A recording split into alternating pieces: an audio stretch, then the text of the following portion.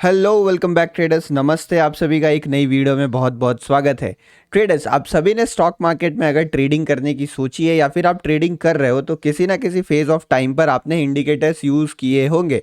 खासकर जब हम बिगिनर्स रहते हैं तो इंडिकेटर्स की तरफ जो हमारा खिंचाव है वो ज़्यादा रहता है। हमें ऐसा लगता है कि इंडिकेटर में कुछ सीक्रेट सॉस है जो हमें मार्केट को समझने में मदद कर सकता है, और ये बात कई बहुत हद तक सही भी है। इंडिकेटर्स से बहुत सारी ऐसी चीज़ें पता चलती हैं जो अगर आप खाली अपनी आंखों से देखोगे तो एज अ बिगिनर समझ पाना मुश्किल होता है। वो बात अलग अलग है कि धीरे धीरे जब आपका एक्सपीरियंस बढ़ता है तो आपकी आंखें खुद आपका इंडिकेटर बन जाती हैं और आपको किसी नेचुरल दूसरों के द्वारा बनाए गए इंडिकेटर या आर्टिफिशियल इंडिकेटर की कोई ज़रूरत नहीं पड़ती है। लेकिन फिर भी अगर आप एक प्रोफेशनल ट्रेडर हो ना, तो भी कई ऐसे इंडिकेटर्स रहते हैं जिनको आपको यूज़ करना चाहिए और बहुत सारे प्रोफेशनल ट्रेडर्स यूज़ करते हैं। लेकिन यहाँ पर मैं एक इंडिकेटर के बारे में यूज़ करने बताने वाला हूँ बेसिकली आपको, जो ऑपरेटर्स यूज़ करते हैं। ऑपरेटर्स मतलब जो मार्केट को चलाते हैं। देखो, बहुत सारे इंडिकेटर्स हैं, लगभग 3 4 5 ऐसे इंडिकेटर्स हैं जिनको पर्सनली मैं जानता हूँ और मैं ट्रेडिंग में यूज़ करता हूँ, जो कि ऑपरेटर्स द्वारा यूज़ किए जाने वाले इंडिकेटर है।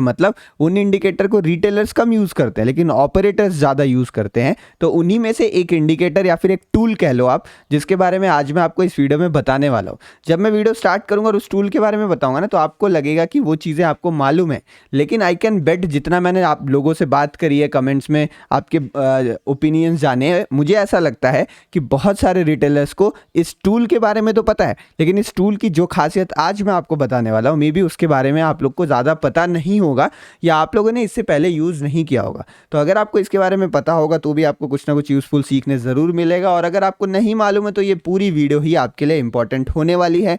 तो चलिए, बिना अपना समय गवाए मैं वीडियो को स्टार्ट करता हूँ। उससे पहले बस 2 3 ज़रूरी बातें ये है कि आप नोट्स ज़रूर बना लीजिएगा चीज़ों का। बार बार आके वीडियो देख के कोई फ़ायदा नहीं है। तो अगर चीज़ें पसंद आ रही हैं, आपको लग रहा है आप इसे ट्रेडिंग में अप्लाई करना चाहते हो, तो जल्दी से कॉपी पेन निकालना, नोट्स बना लेना, ताकि फिर आप इसको अप्लाई करो तो आपको ज़्यादा दिक्कत ना हो यहाँ पर। और उसके बाद अगर वीडियो अच्छी लगती है, एंड तक आप देखते हो, तो लाइक सब्सक्राइब ज़रूर कर देना। अपने फ्रेंड्स के साथ शेयर करना मत भूलेगा। नीचे कमेंट सेक्शन में आपके फीडबैक का मैं इंतज़ार करूँगा। वीडियो स्टार्ट करते हैं। वैसे ये जो बना हुआ है ये ऑपरेटर है जो हमारा बैंक निफ्टी चलाता है, और ये कह रहा है सीक्रेट मत बता। स्टार्ट करते हैं, ठीक है। तो बेसिकली जिस इंडिकेटर के बारे में मैं बात करने वाला हूँ वो है फिबोनाची एक्सटेंशन का इंडिकेटर। अब आपको यहाँ पर एक चीज़ बहुत ज़्यादा सिमिलर लग रहा होगा, वो ये वाला शब्द है। फिबोनाची टूल के बारे में हमने बहुत पढ़ा है और बहुत जाना है, और कई लोग हैं जो इसको यूज़ भी करते हैं, लेकिन बहुत सारे लोग हैं जो यूज़ नहीं करते, बट बहुत सारे ऐसे लोग हैं जो इसको यूज़ करते हैं। बट आई होप, जितना मुझे अपने एक्सपीरियंस से लगता है कि एक्सटेंशन के बारे में बहुत कम लोग जानते हैं, या फिर इसका सही से इस्तेमाल ना बहुत कम लोग करते हैं। तो फिबोनाची में 2 चीज़ें होती हैं। दरअसल ये पार्ट 2 है। तो पार्ट 1 में जो मैंने बताया था ना, वो मैंने उसके बारे में बताया था जो जनरली रिटेलर्स यूज़ करते हैं, उसे हम फिबोनाची रिट्रेसमेंट कहते हैं। लेकिन इस वीडियो में हम फिबोनाची एक्सटेंशन को जानने वाले हैं और आखिर समझने वाले हैं कैसे ये मार्केट में इंपॉर्टेंट रोल प्ले करता है। तो फाइनली अब इंट्रोडक्शन खत्म होता है, and let's begin the video. Fibonacci के बारे में केवल 30 40 सेकंड में बेसिक बताने वाला हूं। अगर आपको एक्सट्रीम बेसिक जानना है तो आप फर्स्ट वीडियो में जान सकते हो। तो बेसिकली फिबोनाची के 2 हिस्से होते हैं। पहला हिस्सा होता है जो 0 से लेके, या फिर आप कह लो 0 से लेके 1 के बीच में होता है। इसको हम कहते हैं, जहाँ पे क्या क्या आता है, ये 0.2 आता है, यहाँ पे 0 उल्टा मैं लिख रहा हूँ, यहाँ पर 0.7 आता है, यहाँ पर 0.6 आता है, यहाँ पर 0.5 आता है, यहाँ पे 0.3 आता है, और यहाँ पे 0.2 आता है। तो इसके बीच का जो सारा हिस्सा है ना, इसे हम फिबोनाची रिट्रेसमेंट कहते हैं। इसका इस्तेमाल अगर आपको सीखना है तो आपको फर्स्ट पार्ट देखना पड़ेगा। मैं यहाँ पर बाकी लोगों का टाइम वेस्ट करने नहीं वाला हूँ। लेकिन अगर आप 1 के बाहर निकलते हो ना, तो आपको लेवल मिलेगा 1.618, 2.6, 3 पॉइंट कुछ और 4 पॉइंट कुछ का आपको लेवल ऊपर की तरफ देखने मिलता है। तो सवाल जो इस वीडियो में हम आंसर करने वाले हैं वो ये है कि आखिर इनका यूज़ क्या है, आखिर ये बने क्यों हैं। तो पहले मैं आपको चार्ट में चलता हूँ और आपको दिखाता हूँ कुछ चीज़ें, ठीक है। ये है मेरे पास फिबोनाची का इंडिकेटर। अब मैं इसके सेटिंग्स में गया और मैंने यहाँ पर 0.5, 0.6, 0.3 इन सबको हटा दिया, और अब आपको ये इंडिकेटर जो है वो कुछ इस तरीके से दिख रहा होगा। यहाँ पर इस तरीके से आपको ये कुछ इंडिकेटर दिख रहा होगा। अब यहाँ पर अगर आप देखोगे, मैं एक काम कर देता हूँ, मैं यहाँ पर जाके आपको लेवल्स ऑन कर देता हूँ ताकि लेवल्स की वैल्यू आपको दिखती रहे यहाँ पे। तो अगर आप देखोगे ये क्या आपको दिख रहा है, ये अगर इसका मैं टेक्स्ट बढ़ा सकता हूँ, यानी तो ये आप देखो यहाँ पर आपको 0 दिख रहा होगा, यहाँ पर 1 दिख रहा होगा, यहाँ पर 1.6, यहाँ पर 2.6, यहाँ पे 3.6 और यहाँ पे 4.2 का आपको लेवल्स दिख रहे होंगे। अब इससे पहले मैं आपको बताऊं कि ये स्ट्रैटेजी क्या है और इसको यूज़ कैसे करना होता है, पहले मैं आपको दिखा देता हूँ कि चार्ट में काम कैसे करता है, ताकि आपको कम से कम वीडियो पे भरोसा तो आए और आप पूरी वीडियो तो देख लो। तो देखो ये फर्स्ट कैंडल बनी है और अगर मैं फर्स्ट कैंडल के बॉटम से लेके फर्स्ट कैंडल के टॉप तक इसको मैं लगाता हूँ तो यहाँ पे ये मेरा 0 है, मतलब स्टार्टिंग पॉइंट, और ये एंडिंग पॉइंट है। मैंने यहीं तक केवल इसको प्लॉट किया है। उसके बाद देखो पहली लाइन जो मुझे मिलती है, मार्केट यहाँ पर रुका या नहीं रुका आप वो बताना। और दूसरी लाइन यहाँ पे मिलती है आपको, यहाँ भी 3 ग्रीन कैंडल्स दिखेंगी, मतलब मार्केट यहाँ रुकने की कोशिश करता है। उसके बाद मार्केट थोड़ा नीचे जाता है। अब ये लेवल क्यों है ना, ये लेवल यहाँ मार्केट क्यों ऊपर गया वो भी आपको समझाने वाला। लेकिन फाइनल मार्केट कहाँ तक गिरा, मार्केट इस लेवल तक गिरा और यहाँ से फिर देखो आपको कितना अच्छा एक रिकवरी देखने को मिला है। केवल इस दिन नहीं, कभी भी अगर मैं आपको इस चार्ट को लगा के दिखाता हूँ, फॉर एग्जांपल जैसे देखो यहाँ पर मार्केट नीचे की तरफ गिर रहा था, तो अगर मैं इसको यहाँ से लेके यहाँ तक लगाता हूँ, इस जगह से मैं लगाता हूँ, तो ये पूरा गिरता हुआ मार्केट था। लेकिन गिरते हुए मार्केट में भी देखो यहाँ पर आपको एक ग्रीन कैंडल बनी, मतलब मार्केट ने यहाँ सपोर्ट लेने की कोशिश किया। यहाँ पर भी देखो मार्केट ने हॉल्ट किया, मतलब इस लेवल को मार्केट रेस्पेक्ट कर रहा है। और यहाँ आके मार्केट ने क्लोजिंग करी कहाँ पर, सेम उसी लेवल पे जो हमें इस इंडिकेटर या फिर इस टूल की मदद से मिल रहा है। तो ये तो मैं आपको इंट्रो दे के समझा रहा हूँ, मतलब आपको ये कह रहा हूँ कि आप वीडियो पूरा देख लो, जो चीज़ आगे डिस्कस होने वाली है वो काम की चीज़ है। अब चलो मैं आपको फाइनली बताता हूँ कि पूरा कॉन्सेप्ट होता क्या और इसको कैसे हम अप्लाई करते हैं चार्ट में। अगेन कहना चाहूँगा, फर्स्ट पार्ट नहीं देखा है तो देख लीजिए, क्योंकि बिना फर्स्ट पार्ट के ये वीडियो कुछ खास काम आने वाली नहीं है। तो पहले मैं इसको यहाँ पर ड्रॉ करता हूँ। देखो अगर मैं इसको यहाँ पे ड्रॉ कर लेता हूँ ना, तो ये बीच वाला एरिया है, ये 0-1 है, इससे हमें मतलब नहीं है। इसके बीच में जो डिस्कस करना था वो पार्ट 1 में डिस्कस हो गया। हमें मतलब है केवल इन सारे लेवल्स पे। तो इनको पता है हम क्या कहते हैं, इनको हम एक्सटेंशन कहते हैं। एक्सटेंशन क्यों कहते हैं, क्योंकि देखो अगर मार्केट किसी एक जगह से शुरू किया, मान लो पॉइंट ए से स्टार्ट करके पॉइंट बी तक मार्केट गया है, तो अगर मार्केट दोबारा नीचे की तरफ आ रहा है ना, तो इसको हम कहते हैं रिट्रेसमेंट।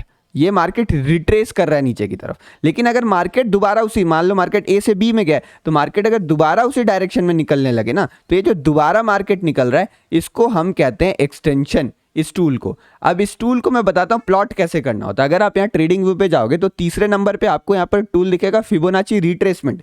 कुछ लोग कंफ्यूज हो जाते हैं, कुछ लोग इसको भी यूज़ करते हैं। ये जो ट्रेंड बेस्ड फिब एक्सटेंशन है ना, आप इसको भी यूज़ कर सकते हो, लेकिन ये थोड़ा कॉम्प्लेक्स इंडिकेटर है, तो हो सकता है मैं आप इसको बाद में बताऊँ। लेकिन यही जो काम ये करता है ना, आप सेम काम ये फिब रिट्रेसमेंट इंडिकेटर से भी कर सकते हो, बट आपको थोड़ी सी सेटिंग्स बदलनी पड़ेगी। तो अब सेटिंग्स में जाके मैं क्या कर लेता हूँ, इसके सेटिंग्स में गया मैं, और अगर आप इसको मैं सेटिंग्स डिफॉल्ट कर देता हूँ तो आपके चार्ट में कुछ ऐसा दिखेगा आपको ये। तो इसके हमें सेटिंग्स में जाना है और सेटिंग्स में जाके आपको क्या करना है, यहाँ पर आना है। आप चाहो तो ये ट्रेंड लाइन का ऑन रखो या ऑफ कर दो, आपकी मर्जी। मैं इसको ऑफ रखता हूँ जनरली। और उसके बाद यहाँ पर आपको बहुत सारी चीज़ें दिख रही होंगी। तो ये 0 से लेके 1 तक, ये देखो आप, ये 0 है, यहाँ पर ये 0 है और यहाँ पर ये 1 है। 0 से लेके 1 के बीच का जो चीज़ है वो पार्ट 1 में कवर किया गया है। तो इसको आपकी मर्जी जो आप रखना है रखो। जनरली मैं इसमें क्या करता हूँ, ये 0.2 को हटा देता हूँ, 0.7 को हटा देता हूँ। तो 0 से 1 के बीच में केवल 3 चीज़ें मैं छोड़ता हूँ, और उसके बाद की जो सेटिंग है उसको हम नहीं छेड़ते नहीं है, मतलब उसको 2.6, 4.2, 3.6 ये सब हम इसको ऐसे ही रहने देते। नीचे आओ, नीचे आप चाहो तो अगर आपको बैकग्राउंड नहीं चाहिए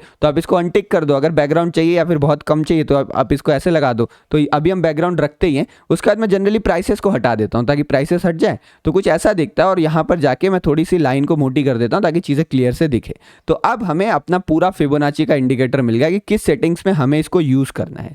अब ये 0 से 1 हो गया, इसके बीच का काम तो हमें कुछ है नहीं, हमें ऊपर के लेवल से काम है। तो अब आपको पता चल गया होगा इसको प्लॉट कैसे करना है, इसको सेटिंग्स कैसे एडजस्ट करनी है। अब मैं आपको बताता हूँ कि आखिर इसका यूज़ कहाँ किया जाता है।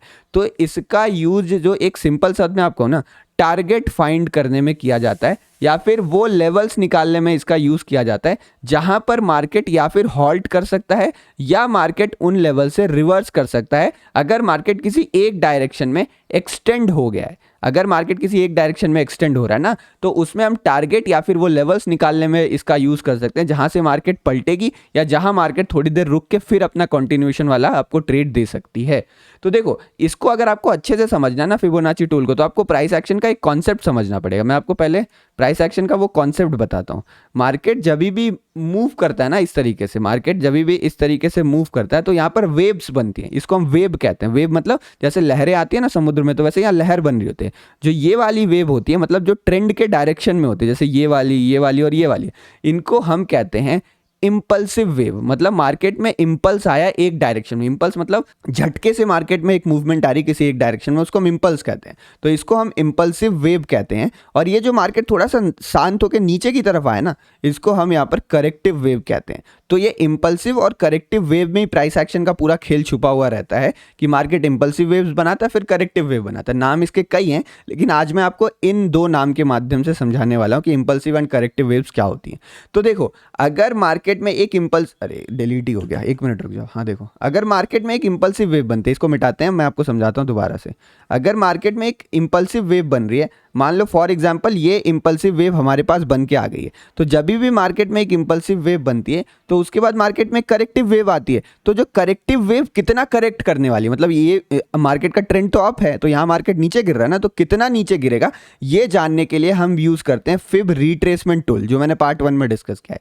लेकिन जब मार्केट एक बार नीचे गिर गया और अब मार्केट उठा है ना, तो मार्केट जब दोबारा उठा, मतलब एक नई जब इंपल्सिव वेव बन रही है, तो ये इंपल्सिव वेव कहां जाके रुक सकती है वो फाइंड आउट करने के लिए हमें एक्सटेंशन टूल का यूज करना होता है।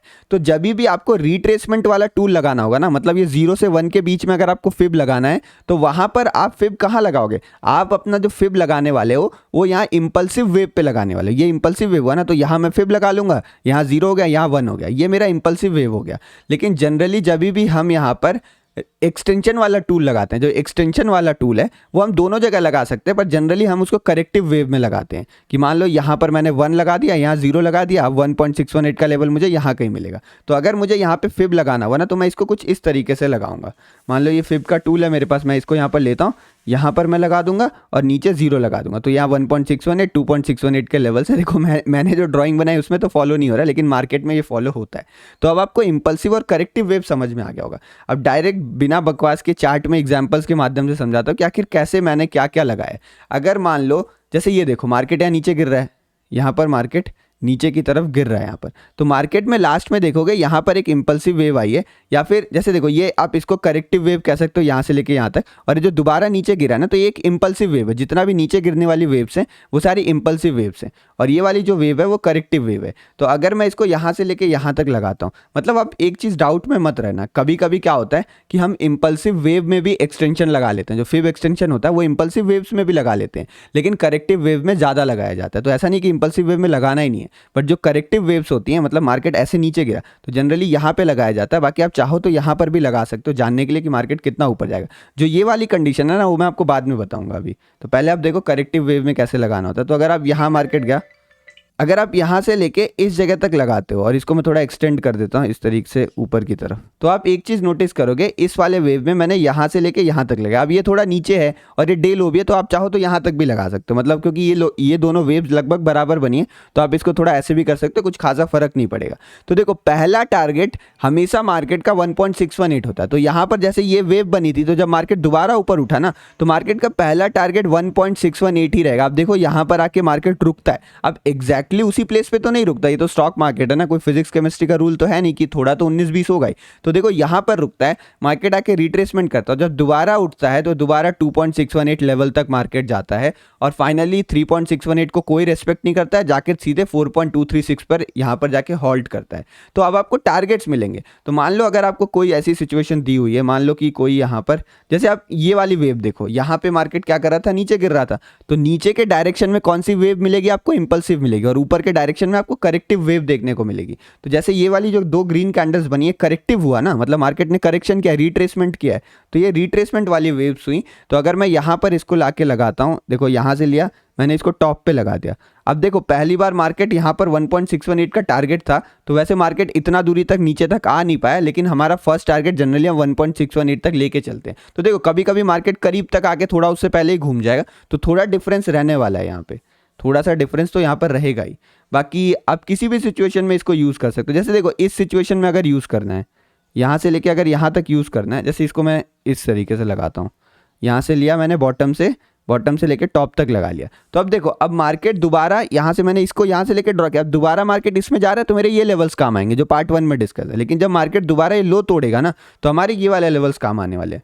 अब अगर आप देखोगे इसमें, मैं यहाँ से लेके यहाँ तक पूरा मार्कआउट थोड़ा स्ट्रेच कर देता हूँ, यहाँ टॉप से लेके बॉटम तक, तो अब देखो मार्केट किन किन जगहों पर रुका है। मार्केट में बहुत ज़्यादा सेलिंग थी तो मार्केट इस लेवल को रेस्पेक्ट नहीं किया, यहाँ पे मार्केट ने डायरेक्ट ब्रेकडाउन किया। यहाँ पे देखो थोड़ा होल्ड करने का कोशिश किया और कई बार आके इस लेवल को मतलब रीटेस्ट किया। रीटेस्ट मतलब इस लेवल को मार्केट रेस्पेक्ट कर रहा है, लेकिन फिर मार्केट आता है दोबारा यहीं पे होल्ड करता है और फाइनली जाके 3.618 तक रुकता है और वहां से फिर आपको एक अच्छा बाउंस बैक देखने को मिलता है। तो इस तरीके से मार्केट का हमें रिएक्शन देखना पड़ेगा, मतलब ये देखना पड़ेगा मार्केट यहाँ पे रुक रहा है या नहीं रुक रहा है। लेकिन आप इसको टारगेट के लिए यूज कर सकते हो। मतलब मार्केट यहाँ पे मैंने कोई ट्रेड लिया, मान लो ब्रेकडाउन का, मार्केट मेरे पास आया तो जैसे ही आया मैं अपनी कुछ क्वांटिटी बुक कर लूंगा, अगले टारगेट तक आया मैं कुछ क्वांटिटी बुक कर लूंगा। तो ये इसका तरीका है यूज करने का, पहला तरीका। और भी इसके तरीके हैं जो भी मैं आपको बताऊं। जैसे आप यहाँ पर देखो, अगर मैं इसको यहाँ पर भी लगाता हूँ, मान लो यहाँ पर जैसे एक रेंज बन रही थी बहुत देर से, तो अगर मैं इसको यहाँ से लेके यहाँ तक लगा देता हूँ, ये बॉटम तक मैंने लगा लिया, तो ये 1.618 क्या है, ये है हमारा। तो देखो मार्केट 1.618 तक जाता है और बीच में यहाँ भी रुका। तो ये लेवल्स कैसे निकला मैं आपको वो बताता हूँ कि मार्केट यहाँ क्यों रुका है, वो मैं आपको बताता हूँ। अब वो देख लो आप पहले, फिर उसके बाद मैं एक स्ट्रैटेजी भी आपके साथ बताऊंगी कि कैसे आप एक जो मैंने कंसोलिडेशन बॉक्स बताया था ना, उसमें आप कैसे इसका यूज़ कर सकते हो, या फिर मार्केट में कोई एक रेंज बन रही है उस रेंज का ब्रेकआउट कैसे ट्रेड कर सकते हो इसके मदद से, वो भी मैं आपको बताता हूँ। पर पहले आप ये देख लो, मान लो अगर मैं इसको इस तरीके से ड्रॉ करता हूँ तो आपको क्या दिख रहा होगा कि मार्केट में मैंने आपको क्या क्या लेवल्स बताए। एक लेवल बताया 1.61 का, 2.6, 3.6 और यहाँ ऊपर हमने क्या लेवल देखा है 4.2 का। इस जगह पे 4.2 का लेवल है। तो आप देखोगे ना 3.6 और 2.6 के बीच में गैप थोड़ा ज़्यादा है। सिमिलरली यहाँ पर भी गैप थोड़ा ज़्यादा है। तो हम क्या करते हैं, ये लेवल तो मुझे मिलते ही हैं 1, 2, 3, 4, बट ये मेजर लेवल्स हो गए। तो माइनर लेवल्स पता है क्या आता है, एक लेवल यहाँ होता है और एक लेवल यहाँ होता है। वो कैसे निकलता है, वो इसके बीच का हाफ है। इसके बीच का हाफ मतलब अगर आप चाहे स्केल टूल लो, ये स्केल वाला टूल है, अगर आप इसको यहाँ से लेके यहाँ तक मार्क करते हो ना, तो आप देखो यहाँ पर इसने बता दिया कि आधा कौन सा, तो ये आधा वाला एरिया, तो यहाँ पर इसका 0.5 है। तो ये भी लेवल हमारे लिए एक इंपॉर्टेंट लेवल बन जाता है। और सिमिलरली अगर मैं यहाँ पर स्केल टूल लेता हूँ और मैं ऊपर से लेके यहाँ तक मार्क करता हूँ, तो यहाँ पर भी मेरे पास हाफ जो आ रहा है उसका, तो ये जो हाफ है ना, तो ये भी मेरे लिए इंपॉर्टेंट हो जाता है। तो मार्केट में ये सारे मेजर लेवल्स हैं, बट ये दो छोटे छोटे माइनर लेवल्स हैं जहाँ पर भी मार्केट घूम सकता है, मतलब मार्केट रुक सकता है या मार्केट यहाँ से टर्न अराउंड कर सकता है। तो ये दोनों लेवल्स टारगेट में जानने के लिए हमारे लिए ज़रूरी होते हैं। तो ये हो गया कैसे आप लेवल्स निकालने वाले हो। इस लेवल्स को पता है बहुत अच्छे से प्लॉट किया जा सकता है। मतलब मान लो कोई भी मैं रैंडम चार्ट खोलता हूँ, थोड़े और एग्जाम्पल्स आपको दिखाता हूँ। अगर मान लो मैं पीछे जा रहा हूँ और इन लेवल्स की एक्यूरेसी भी 100% नहीं रहती है, वो चीज़ आपको याद रखना पड़ेगा हमेशा कि 100% एक्यूरेसी नहीं रहेगी। मान लो जैसे आपको जैसे मान लो यहाँ से ये इतना आपको चार्ट पता है, इतना आपको चार्ट मिला हुआ है, अब आपको लेवल्स निकालने, तो इसमें बहुत तरीके से लेवल्स निकाल सकते हैं। पहले आप देखो मार्केट में यहाँ पर एक जोन बनी हुई थी, जैसे यहाँ से लेके आप देख लो, यहाँ से लेके यहाँ तक एक करेक्शन आया हुआ है, तो आप इसको भी ड्रॉ कर सकते हो। या फिर जो प्रॉपर करेक्शन है वो यहाँ तक है, क्योंकि एक स्पाइक लग गई थी यहाँ पे, एक स्पाइक लग गई थी, तो स्पाइक अगर छोड़े तो प्रॉपर एक करेक्टिव वेव बना हुआ है ना यहाँ पे। तो अगर करेक्टिव वेव में आप ड्रॉ करते हो, देखो ये 1.618 का लेवल है, मार्केट यहाँ रुका था, ये 2.618 का लेवल है, मार्केट यहाँ भी रुका था। और अगर आप इस चार्ट को आगे करते हो तो देखो उस दिन की क्लोजिंग कहाँ मिली, क्लोजिंग भी आपको लगभग मतलब ओपनिंग आपको लगभग 4.236 लेवल के आसपास मिली। तो इससे आप बहुत अच्छे से लेवल प्रेडिक्ट कर सकते हो।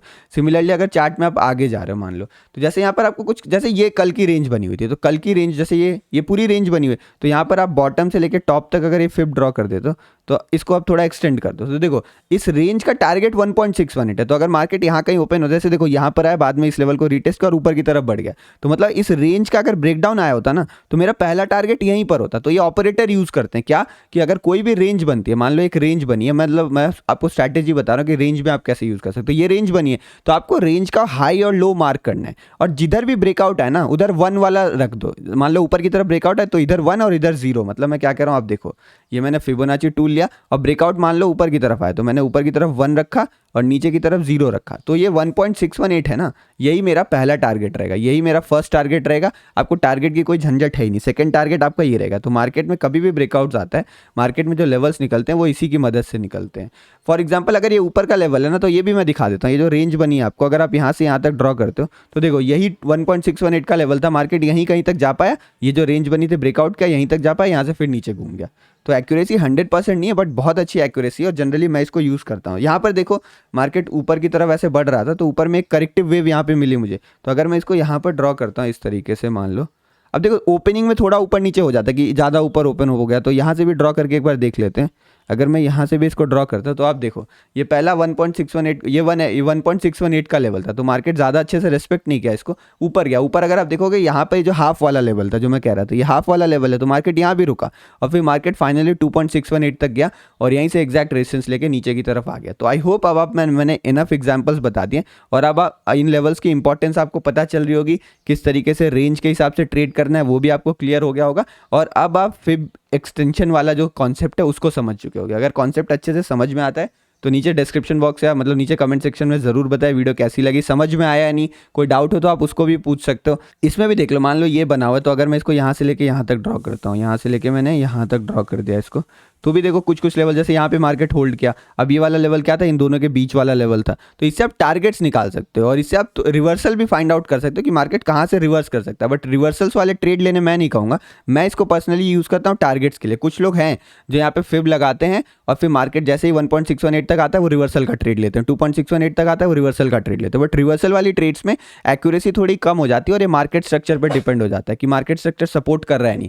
अगर मार्केट इस तरीके गिरने वाला मार्केट है ना, तो मार्केट आपके लेवल से रिवर्स नहीं करेगा, आपको ट्रैप करके गिर जाएगा। बट ऐसा वाला मार्केट है तो आप अच्छे से फिबोनाची के टूल्स को यूज़ करके मतलब एकदम ऑन स्पॉट टारगेट्स पकड़ सकते हो कि मार्केट वहीं से घूमेगा।